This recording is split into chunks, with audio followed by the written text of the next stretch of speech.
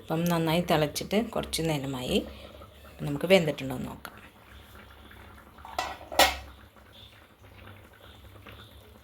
നന്നായി വെന്തിട്ടുണ്ട്. തക്കാളിയൊക്കെ നന്നായിട്ട് കണ്ടോ വെന്തിട്ടുണ്ട്. എല്ലാവരും വെച്ച് നോക്കണം. നല്ല ടേസ്റ്റാണ് ചാളയുടെ കൂടെ തക്കാളി കോമ്പിനേഷൻ. അതിൻ്റെ കൂടെ മാങ്ങയും കൂടി ആയപ്പോൾ സൂപ്പറാണ്. എല്ലാവരും വെച്ച് നോക്കണം. എൻ്റെ ചാനൽ എല്ലാവരും സബ്സ്ക്രൈബ് ചെയ്ത് ബെല്ലൈക്കണും കൊടുത്ത് ഷെയർ ചെയ്യുക. എന്നെ സപ്പോർട്ട് ചെയ്യണേ. വീഡിയോ കണ്ടതിൽ എല്ലാവരോടും നന്ദി. നമുക്ക് ചാള തക്കാളി മാങ്ങയിട്ട് എങ്ങനെ തിളപ്പിക്കാമെന്ന് നോക്കാം. അതിനായിട്ട് ഞാൻ സവാള എടുത്തിട്ടുണ്ട്. അതിലേക്ക് ഉപ്പ് ഇട്ടിട്ടുണ്ട്. അത് നമുക്ക് സ്റ്റൗ കത്തിക്കാം.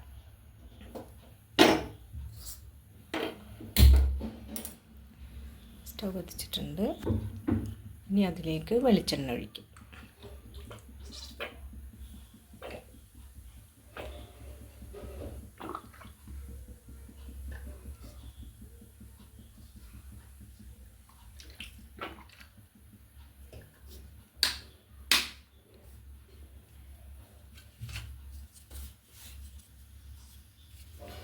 സവാള നന്നായിട്ട് മുരിയട്ടെ.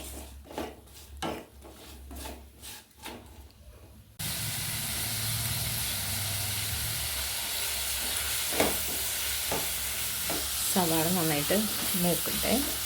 അതിലേക്ക് ചേർക്കാനായിട്ട് എടുത്തിരിക്കുന്നത് വെളുത്തുള്ളി ചതച്ചത്, ഇഞ്ചി, പച്ചമുളക്, വേപ്പില, ഇത്രയും ഇതിലേക്ക് ഇടും.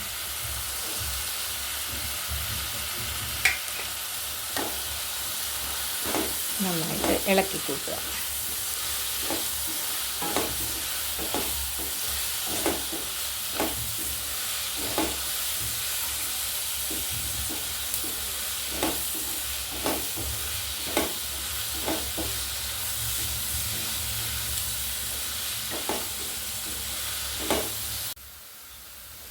കണ്ടോ, ഉള്ളി നന്നായിട്ട് മുരിഞ്ഞിട്ടുണ്ട്. ഇനി നമുക്കിതിലേക്ക് മുളക് പൊടി, മഞ്ഞൾപ്പൊടി, ഒരു കറയാമ്പ് അതിടാം.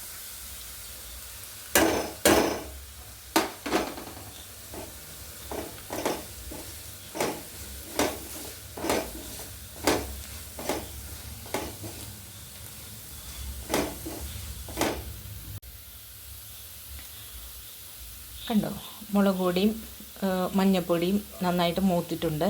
ആ പച്ചമണം മാറി നല്ല മൂത്ത മണം വരുന്നുണ്ട്. ഇനി നമുക്കതിലേക്ക് പച്ചമാങ്ങ അരിഞ്ഞതും തക്കാളി ഇതിലേക്ക് ഇടാം.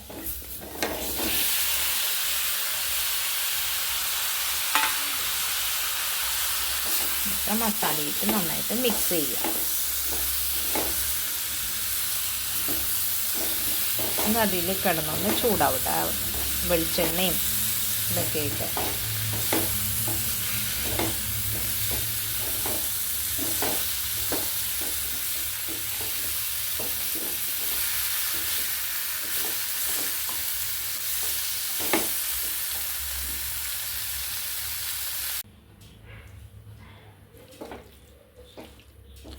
തക്കാളി മാങ്ങയും ആ എണ്ണയിലൊന്ന് മൂത്തിട്ടുണ്ട്. ഇനി നമുക്കതിലേക്ക് തിളപ്പിച്ചാറിയ വെള്ളമൊഴിക്കാം.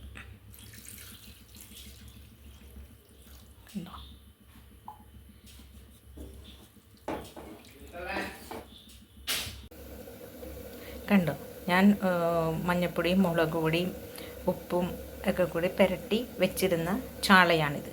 ഇതെല്ലാം മസാലയെല്ലാം നന്നായിട്ട് അതിന് പിടിച്ചിട്ടുണ്ടാവും. അതുകൊണ്ട് കൂടി കുറേ കൂടി നല്ല ടേസ്റ്റ് ഉണ്ടാവും. ഞാൻ എപ്പോഴും കറി വെക്കുമ്പോൾ ഇങ്ങനെ വെച്ച ശേഷം, എമർജൻസി ആണെങ്കിൽ മാത്രം അപ്പം വെക്കും. അല്ലാന്നുണ്ടെങ്കിൽ ഇങ്ങനെ മുളക് പറ്റി വെച്ച ശേഷമാണ് ഞാൻ പാചകം ചെയ്യാറുള്ളത്. അതുപോലെ വെച്ചിരുന്നതാണ്. ഇനി നമുക്ക് ഇത് ഈ തിളക്കുന്ന ചാറ് തിളക്കുന്ന ഇതിലേക്ക് ഈ ചാള ഇടാം.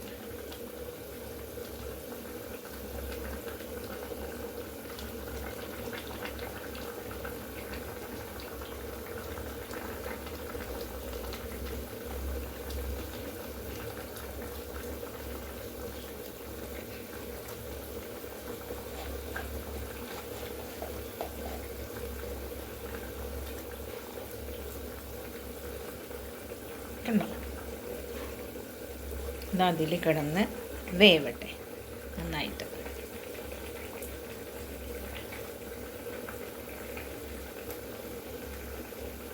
നമുക്ക് അടച്ച് വെച്ച് വേവിക്കാം.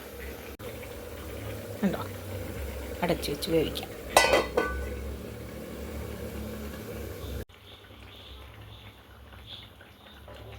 ഇന്ന് നമുക്ക് ചാള